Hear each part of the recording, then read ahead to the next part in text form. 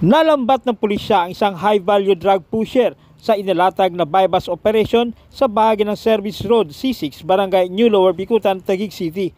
Arestado ang suspect na kilala sa tawag na alias Smart, 33 anyos, residente ng 92 Street, Barangay Hagunoy, Taguig City, at nasa listahan ng mga high-value individual o HBI ng pulisya.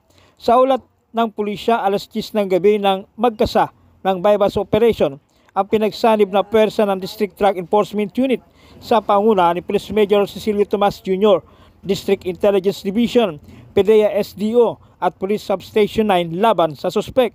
Ayon sa DDEO, dumating ang suspect sa pinagkasundoang lugar at nagkita sila ng pusher buyer nang magkaabutan ng droga at pera. Dito na dinakma ng mga operatiba ang suspect.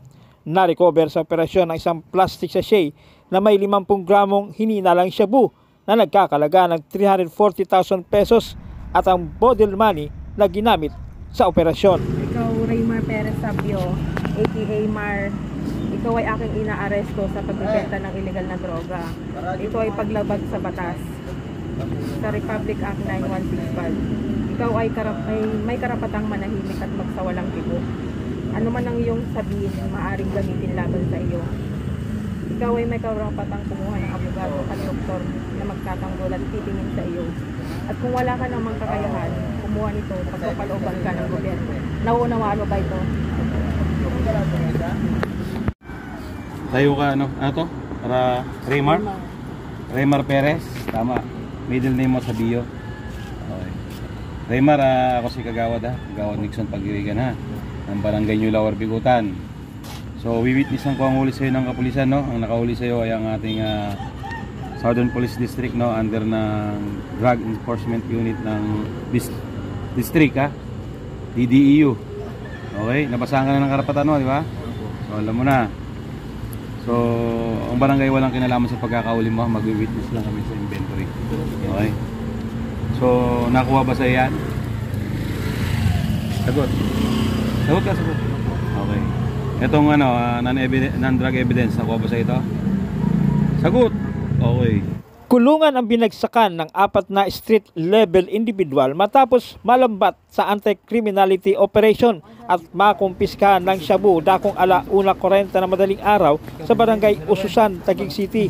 Kinilala ni Police Staff Sergeant Romeo Danao ng Substation 4 ang mga nadakip na sina alias Tantan, 20 anyos, at alias Manuel, 33 anyos, kapwa residente sa nasabing barangay, alias Charles, 24 anyos, residente ng Barangay Central Bicutan, at alias Patrick, 28 anyos, residente ng Barangay Pinagsama Village na umano'y kabilang sa suspected list individual ng pulisya. Ayon sa Taguig City Police Station, nakumpiskahan ang mga suspect na 8 gramo ng suspected shabu na nakalagay sa 8 plastic sachet na nagkakalaga ng 54,400 pesos. Nakapit na ang mga suspect at sila'y kinasuhan ng paglabag sa RA 9165. Anong nahuli sa akin, sir? Gusto mo pakita ko yung transaction mo? Gusto mo? Gusto mo? Ano yung transaction mo dun sa cellphone mo? Saan kanino ka kumukuha? Sa kanya lang. Sa inyo ba nakuha mga yan? Wala nahuli sa akin, sir. Tayo inaresto namin sa salang RA 9165 o illegal possession of illegal drugs. Kayo may karapatan. Karapatan nyo manahimik at magsawalang kibo. Ano man yung sasabihin ay pwede maging laban o pabor sa inyo dito sa Pilipinas. Kayo may karapatan kumuha ng sarili nyong abogado. Kung wala yung kakayahan, ang gobyerno magbibigay sa inyo isa. May karapatan din kumuha ng sarili nyong doktor.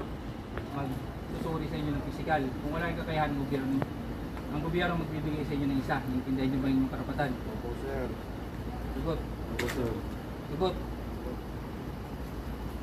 Arestado ang 4 katao matapos maaktuhan nagsusugal at masita sa paglabag sa ordinansa kung saan 2 sa kanila ang nakuhanan ng illegal na droga sa paglabag naman sa RA 9165 sa Pasig City. Sa report ng Pasig City Police Station, nakatanggap ng tawag sa telepono ang Police Substation 7 hinggil sa nagaganap na illegal gambling activity sa Ramos Compound, Barangay Rosario. Kaya agad inatasan ni Substation 7 Commander Police Captain Jason Lobendino ang kanyang mga tauhan na puntahan ang nasabing lugar.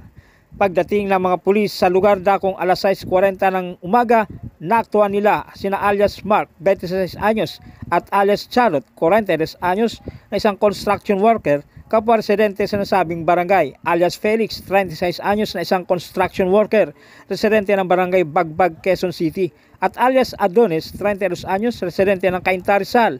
Nakumpiska sa mga suspek ang 3 peso coins na gamit sa Caray Cruz, 3 100 peso bills, habang nakuha sa 2 suspek ang 4 na plastic sachet ng hininalang shabu na nagkakalaga ng 4,080 pesos at isang improvised shotgun na may isang 12 gauge na bala na nakuha umano sa pag-iingat ni alias Mark.